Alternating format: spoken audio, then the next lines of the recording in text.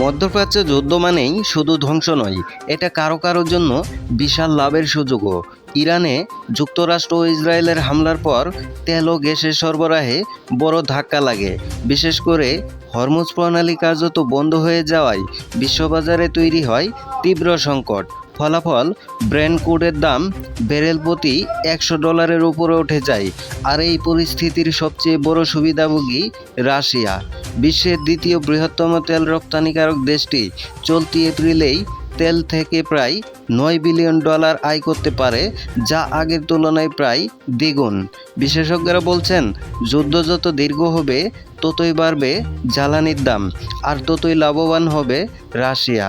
এখন প্রশ্ন, এই অস্থিরতা কতদিন চলবে, আর এর প্রভাব কতটা পড়বে সাধারণ মানুষের জীবনে?